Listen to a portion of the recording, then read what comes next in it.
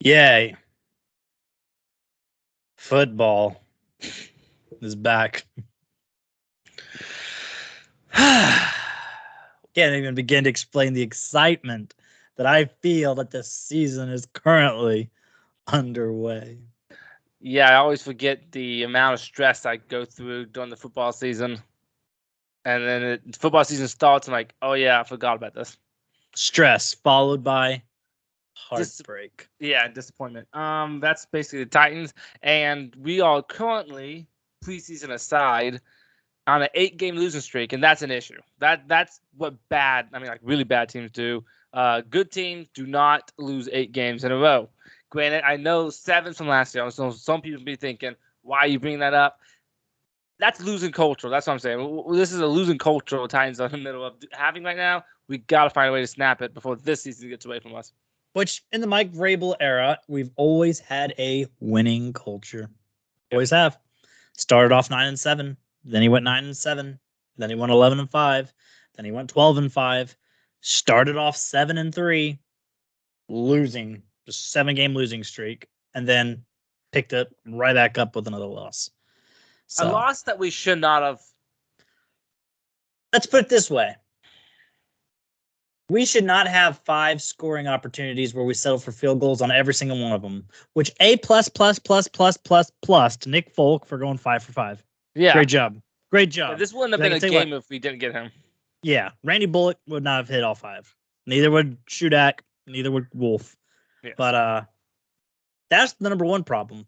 The number 2 problem, anytime you keep a team to only 16 points, in today's NFL, you gotta win. Yep. You gotta win. You can have just an awful offensive day and score 17 points. That shouldn't be too much to ask. Because you think one of your drives that you kick a field goal, one of those put it in the end zone and we have a different game. But just we couldn't do it. We lost by 1 point, and we kicked 5 field goals. Just one of those field goals. We could have missed one of those field goals and then make one of the field goals an actual touchdown, and that would have been better than what we had. It's just the offense, spearheaded by Ryan Tannehill, lost us that game. And according to his quarterback rating, which isn't everything, but according to his quarterback ranking, not only is that his worst game as a Titan, but that is the worst game in his career. Well, it was 28. No one does that. No one throws a 28 quarterback rating. And that's the thing. People are like, well, the Saints have a good defense.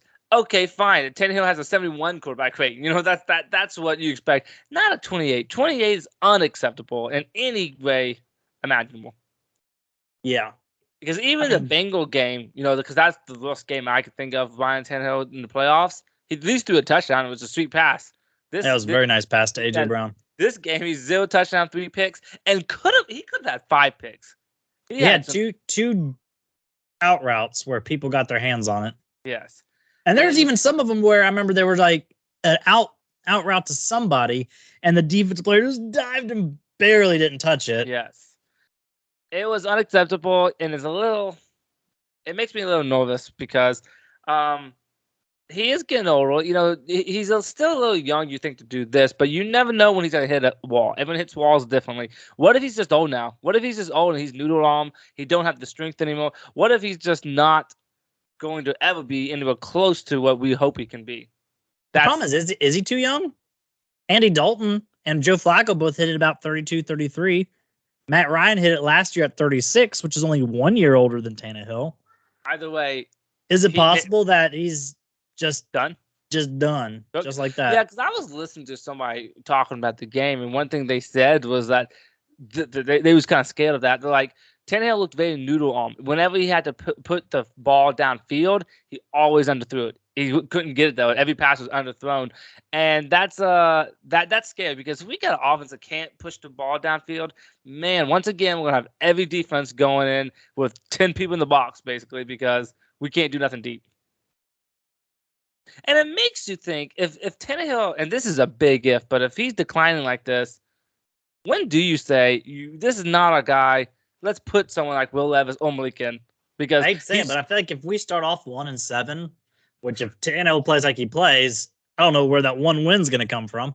But if we start off 1-7 and we're just basically out, I'd say we need to make the switch, which Vrabel has it in him to do. because he did that with Marcus Mariota. He I'll say benched this him. though. I hope he does it before 1-7. If Tannehill keeps playing like this, I would do it when there's still a little season left. Do it for 1-3, 1-4, or something. And that's if Tannehill keeps playing like this. Now, if Tannehill has a good game, but we just happen to lose, then yeah, don't hold that against them. But if Tannehill plays like this or anywhere close to this, and 5 weeks into the season, yank him out of there because this defense is too good to just have a performance like that on offense and we just lose the game. Yeah, I want to end the video talking about pluses, reasons to be positive. I just think that's a good idea, positivity in the world, in the Titans world where it is so desperately needed. So, but that's going to be at the end of the show. The problem is when you're talking about the offense, there are very few players that I'm giving a passing grade to. Oh, yeah. The offensive line started off decent, but he got under more and more pressure throughout the game. I can't give them a passing grade. Now, maybe individuals, like maybe Daniel Brunskill had a good game. I don't know. Maybe Peter Skronsky had a good game. But as a unit, they failed. One person I saw mess up a lot, and this is just one of the 5, and I'm sure as stuff comes out, we'll be able to see who individually. I know I saw Dillard mess up a lot. So his problem is not only did he mess up, but when he did mess up, it'd be like a whiff of a block where he barely even slowed down the rusher, and usually on third down. I will give a passing grade to our running back room. I think Derrick Henry was good, just didn't get used enough because he had over 100 scrimmage yards. He didn't get used enough. And Tajay Spears, I'm torn on him. He got a lot of playing time. He did. He played more than Derrick Henry. The snap grades percentages came out. I think Derrick Henry is like 46% or something like that. And Spears was like 52. That's I don't agree. I don't support that at all. That's not okay. Unless, again, you talked about you don't think this is going to happen or we would have got an injury report. But unless Derrick Henry had something bothering him, there's no reason for Henry to basically be a backup. That's what that was, he was a backup. And the thing that annoys me, he was not injured. The thing that annoys me about it was we were winning most of the game. A lot of the game it was tied, and it wasn't until the fourth quarter when they actually got a touchdown and went ahead. And even then, it was a 1-touchdown game. There was never a reason why we needed to, like last year in week 2 against the Bills, where we got stupid behind. So we're like, sorry, Derrick Henry, take the rest of the night off. We got to toss the rock around. Like, it never got to that point. There's no reason why we should have ever abandoned Derrick Henry. So strange because the last few years we was like, we got mix it up a little bit. We can't just run the ball like this. And then here we are in week 1, like we need to run Derrick Henry more. Here's another issue. Sometimes you got to read the room. I'm not against. In fact, I loved seeing him Tim Kelly spread that offense out and he fire did the do ball. That a lot. But when we're going against a team who has a really good secondary and Tannehill's having maybe the worst game of his entire career, maybe we should start leaning a little more on the run. You know what I mean?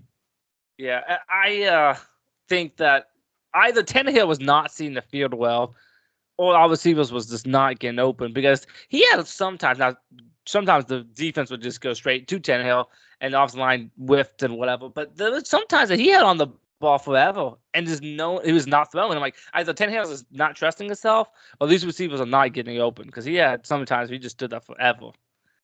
So that's a problem. Yeah, I wasn't overly impressed with our receivers. I know Hopkins. I think I would give him a passing grade. I wouldn't fail Hopkins. I think. Hopkins was fine. He wasn't super explosive, but he's never been super explosive. But see, that's the problem. Traylon Burks is supposed to be that. Hopkins is supposed to be the safe, consistent option, and Burks be I think, a little more explosive. But he was kind of non-existent today. He did get that sweep and 2 catches, I believe it was. He had a nice drop. I think what we need to do is we need to get Traylon Burks, which we tried to in one drive, but we need to get Traylon Burks more involved. Is what we need to do because we look good. I would say this: you can't. We need more balance here. Hopkins was targeted 13 times, and Brooks was targeted, I think, 3 times or 2 times. I can't remember what it was, but either way, that's too big of a difference there. You gotta even that up a little bit. You know what I mean? You can't just keep forcing the ball to Hopkins. That's how you throw picks. I agree. Sorry, you can And keep talking honestly, because I'm trying to find. I had seen it earlier. It was the snap breakdown of the percentage of snaps people took, and I can't figure out who had shared it or had posted it. Well, 2 of Hopkins, Tannehill's picks, 2 of them was a forced pass to Hopkins. And I'm like, I know Hopkins is good, but you're going to throw a lot of picks if you're just not like, he's over there somewhere. Let me just chuck it. You know what I mean? And because there was one on the sideline, and there was one where he threw it, and there was Lattimore and their safety, May, I think his name, over there. I'm like, you want Hopkins to beat 2 people, and one of them was like a great cornerback? Like, it's just unexcusable. You can't just keep forcing the ball like that. I mean, yeah, I agree. Yeah, because it did feel like you said, like they kind of were forcing it to him towards the end, and it turned out to be picks. Besides a couple throws to Nick Westbrook-Akina, who somehow still ends up being one of our main guys. But I wasn't even upset about it today because maybe he was getting some favorable matchups or something. But yeah, he was making good stuff happen when they did actually throw it over to him. Honestly, he was our best yak person. Yeah, he was. He made some yaks. Hopkins wasn't much of a yak person. He didn't do it today. Brooks wasn't much of a yak person, but he didn't catch the ball any hardly. Offense is worrying me. I just believe that with this bad offensive line, it looks like we got another season with a bad offensive line. Tannehill looking old. Derrick Henry, I don't know what's going on with him. And receiving core that can't get open. I know you want to be positive, but I don't see a positive thing on this offense. I'll take running backs as a positive. Hopkins was, I think, acceptable because you also got to remember Marshawn Lattimore is one of the best corners in the league. Yeah. So, if you're still able to get 70-something yards on the best cornerback in the league at 31 years old, I think it's solid. Burks, we just didn't get him involved enough. Chig, he had a drop, and then apart from the drop, we didn't really get him involved enough either. The problem is no receiver besides Hopkins got enough targets, and nobody got enough runs. Basically, it's the same as it was last year, where when you have so many 3 and outs, you don't have enough pass or run plays. You know what I mean? Yeah, well, the problem is new offensive coordinator, same thing in the same results. 3 and out again, like a bunch of 3 and outs. The only thing though is Kelly called a lot more pass plays than Todd Downing normally does. I agree, which normally I would say it's a good thing. Yep. And in fact, I can remember Tannehill's first game back from injury last year. I think it was against the Broncos. The Broncos had the number 1 pass defense. I remember Tannehill was chucking the rock around. Like, that dude was throwing it. He had like almost 300 yards passing. I think he only had like 1 touchdown. But like, I remember he played extremely well, extremely efficient, where I'm like, we need to throw the ball more. Everybody's expecting us to run. We need to throw the ball more. We threw it more today, and Tannehill just had his worst game. Like, he was just unacceptable. And honestly, something else I've noticed was that I feel like on a lot of plays that was picked off or incompletions, he was throwing to the wrong guy. Like, there would be someone else wide open. And like that, the pick he threw, his second pick that he threw, Chig was actually wide open. And there was a couple other plays I saw that people was wide open, and he'd be just throwing to the wrong guy. A lot of times it was Hopkins. I'm like, you're not seeing the field well. It's like he lost his ever-loving mind. Because if you're going to be a veteran, at least you should be able to read the field well. Yeah, like I remember there was this one play. I remember it was incomplete, but it was a penalty on 3rd down, so we got the first down. But I remember Chig was wide open in the 5 and out. Nick Westbrook-Akina was wide open on like a 8-ish yard flag route towards the out of bounds as well. And he tried to force it to somebody else. And I'm like, there was 2 wide open people on the same side of the field you're looking at. For whatever reason, the Saints got in his head and he just lost his mind. Don't know why. Yeah, like he even got mad and slammed the pad down. I've never even seen him show anger in any way. But for whatever reason, this Saints defense was just in his head, or he was in his own head. I don't know what it was. But Tannehill was not Tannehill. Nope. Tannehill was awful. The offensive line, though, I don't think they're going to help. It'd be nice if we could give Tannehill some time. But what I find interesting, though, all 3 picks, at least I know 2. I think though 3. All 3 of his picks, no pressure when he threw the pick. That's interesting and kind of bad. It's just, again, he's forcing it to Hopkins, and I like Hopkins, but when you have other people wide open, throw it to them, you know? Yeah. So that's unacceptable. Maybe he can clean that up, but I'm not holding my breath on that. We got to admit, it's been a lot of years since he was with the Ryan Tannehill with the Arthur Smith. It's been a long time since we've seen that Tannehill, and eventually we got to lay that to bed. If it's 3-4 years now. It's been a long time since we've seen him be anywhere close to being elite. So maybe this is just what he is now. Maybe not that bad, but I'm thinking his really top days I keep expecting him to be might be over. Hopefully not. Now, the one thing I'll say positive, and I know you're going to disagree, but with us never playing starters in the preseason, we have been horrible in the Mike Vrabel / Ryan Tannehill stages of week 1 performances with our offense. I think the only one we did good was in 2019 when we went against the Browns and we slaughtered them. But a lot of that was like pick sixes from what's that guy's name? Butler, Malcolm Butler, pick 6 from Malcolm Butler. So there's a lot of other things like that. And there was like a 75-yard screen to Derrick Henry. And there were a lot of things like that that made that game, honestly, where it was just a couple of good plays that made the score what it was. But if you go get... But to me, that's still just, that's bad coaching. I don't know, coaching, but bad decision-making on Vrabel. Okay, I mean, I would agree, but clearly he's not going to change his ways after 5 years. Which is another reason coach. He can be aggravated. Sometimes I'm like, he's a good coach, but I'm like, he can be making bad decisions, but he's too stubborn to change. We can't. Football season's too short. You can't just throw 2 weeks away because you're just, we're just gonna be bad because of preseason. We don't play in it. Well, those 2 games could be the difference in the division and not the division. I mean, I agree. I don't like it. It is what it is. Because again, in 2019, that barely counts because that was Marcus Mariota. I'm thinking more of a Vrabel and Tannehill age. In 2020, Titans had a top 3 offense. Top 3. And in that game, we ended up having to kick a field goal to win 16-14.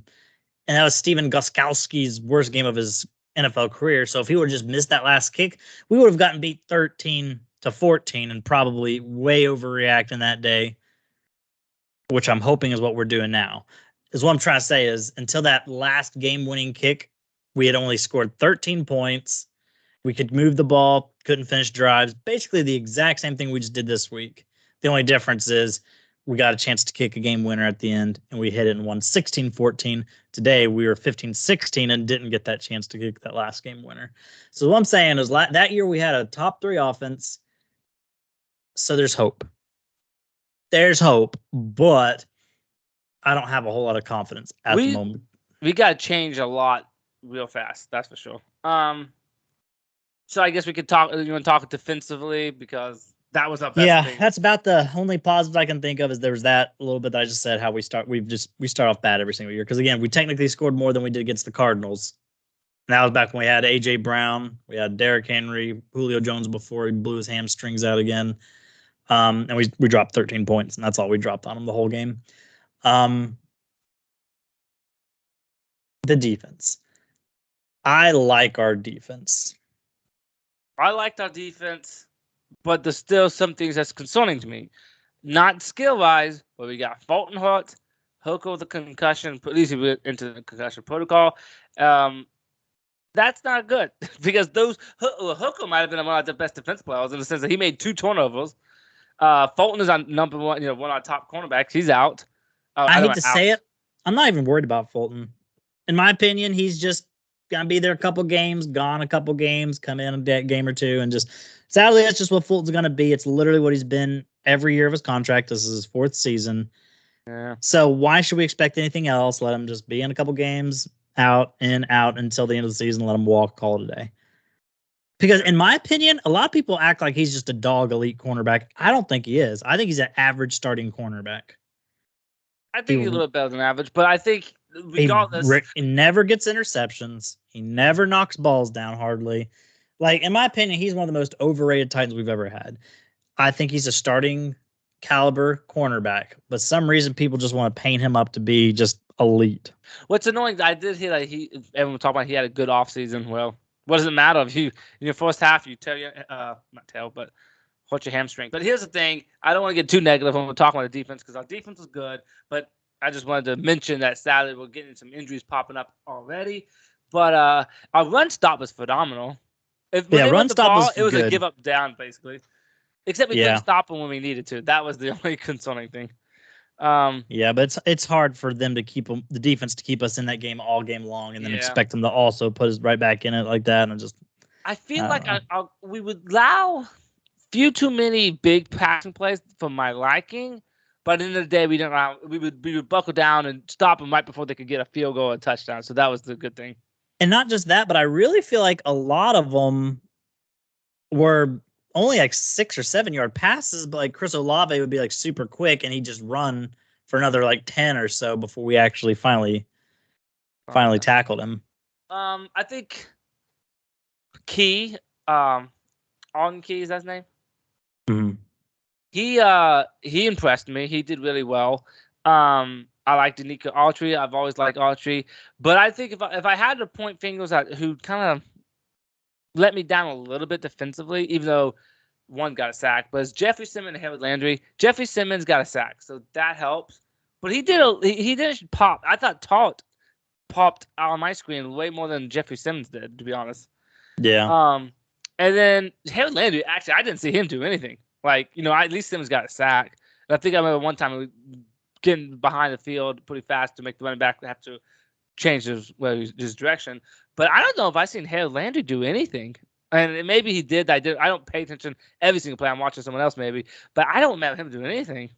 I'll cut him slack because it's his first game back from ACL. I'm going to give him about 4 or 5 games where he can be quiet, especially if Arden Key, Danico, Archer are going to do what they're doing. And that is what's good about having depth, is that we didn't need him necessarily to do amazing because everyone else was getting pressure and stuff.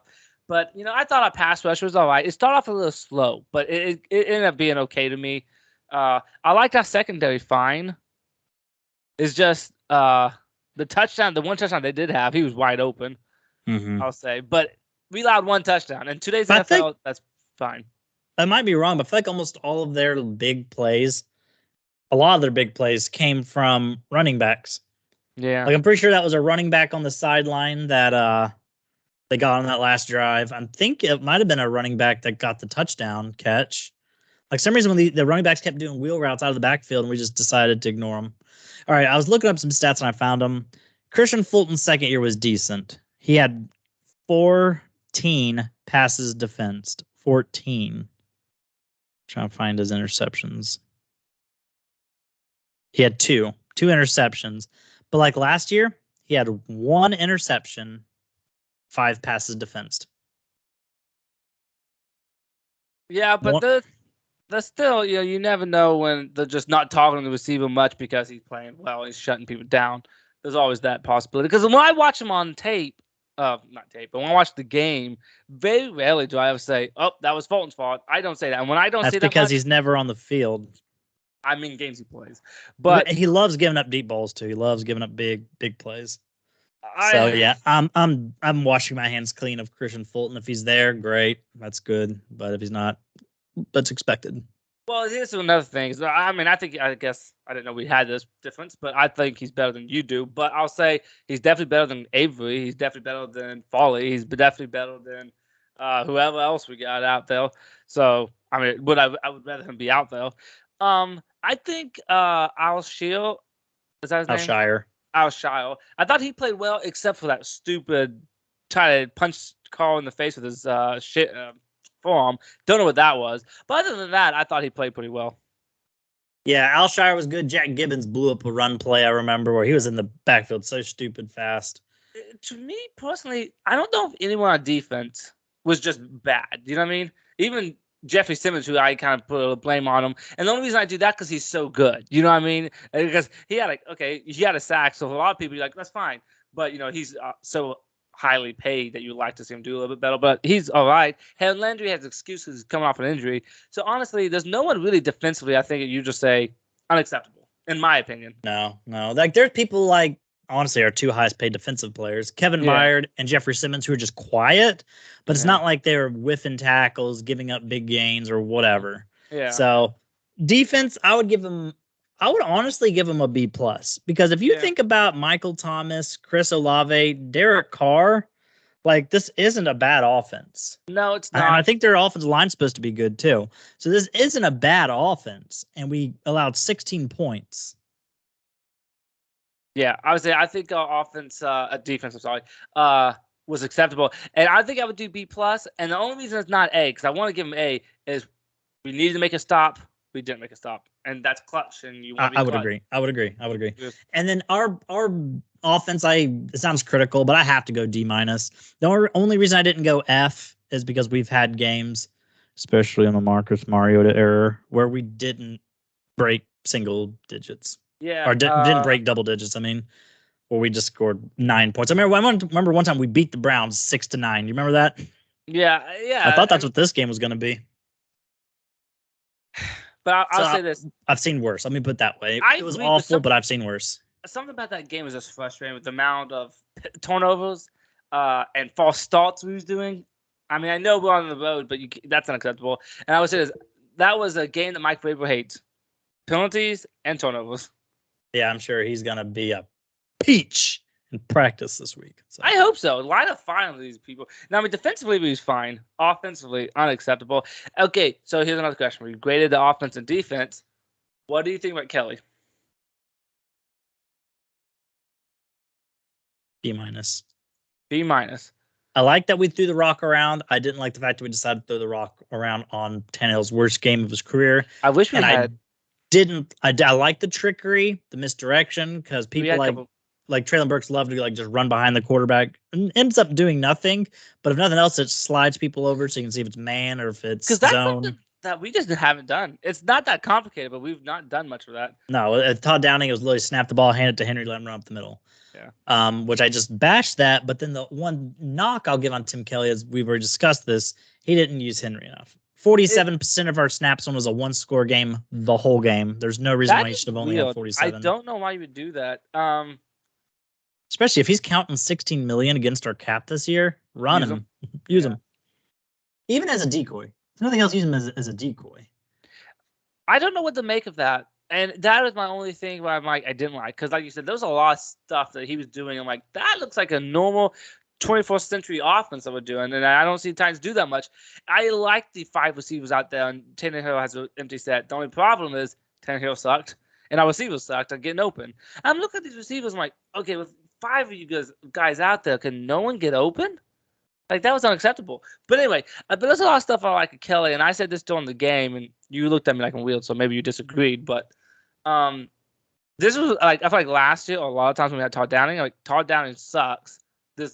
But we have some good players. I feel like this year, I'm like, I think Kelly did pretty good, minus the Derrick Henry thing. But the players wasn't good enough. The Tannehill wasn't good enough to execute what he needed to. And our receivers wasn't getting open. So they wasn't executing what they needed to do. But I think our offense looked more. What's the word I'm looking? Current. It looks more new. It looks not like we're back in the 90s. So I like that. The only problem is I don't think our players were good enough to execute it. That is the way it seemed. I love what was it? Give to Henry, who gave it to Westbrook Nakini, who gave it to Tannehill. Yeah, and the Chick was open down the sidelines, and Tannehill just missed him. He looked like he had no business being a starting quarterback. That's what he looked like. And that's one of Tannehill's biggest strengths in the last couple of years as a Titan is his deep ball. He has one of the best deep balls in the game, but he missed a deep-ish ball to Tajay Spears, and he missed a deep ball to Chig Okonkwo. So to me, I think we'll be fine if Tannehill starts playing like he has. I'm not even talking about 2020. If he just plays like his 2021 and 2022 self, we'll be fine. We'll bounce back. But if he continues to play, if this is indeed the end of Tannehill's career, then it sounds dramatic, but our season's shot. Yeah, I agree. I don't think Henry's quite good enough anymore to just be like, we have a terrible quarterback, but Henry has to carry us to the playoffs. I think we need a decent quarterback. Not great, but a decent quarterback. And then let Henry do 70% of the work, 60% of the work. But The way Tannehill played, honestly, we could literally get most teams' backups and expect them to play better than what Tannehill just did. Josh Dobbs looked better against the Jags and the Cowboys than I agree. Did. And honestly, Will Levis and Malik Willis, do I think they're better than Tannehill? No. But if they played that game, could they do worse? I mean, Tannehill's quarterback rating was 28. You don't expect any quarterback to do 28. You just don't. I don't care how bad they are. They might give you a 60% quarterback rating, but they're not going to give you 28. That's unacceptable. It is. But again, starts off terrible every single year. No, this was the worst of his terrible. Yes. Kind of. It wasn't the worst when it comes to score. It was the worst when it comes to turnovers and missing of open players downfield. So, which also, if we had more points, like we scored more this week than we did against the Cardinals in 2021. So that should give you hope that we have a better surrounding cast. Now hopefully Tannehill doesn't just go full brain dead the rest of the season. But at least, we were able to score more in spite of him because Tannehill played better against the Cardinals than he did today, for sure. So. That was some garbage. But anything else? I don't think so. I don't think there's anything else because when we're in the mood to rant, we could probably make this like an hour and a half long video just complaining. Yeah. So I feel like we should probably go ahead and call this thing since we're already 30 minutes in, over 30 minutes in. We got we'll make an opposite preview coming up about the Chargers Titan game, but I'll say Chargers coming to town. We better straighten up. Now, granted, they lost today. They lost today, but they scored 31 points or something. Yes, yeah. So our defense is gonna have to basically bail us out, probably. Yep. So I guess that's all you got from us today. Aren't we so excited? The football season's back. So excited. So yeah, I guess we'll see you in the preview of the Chargers. Peace.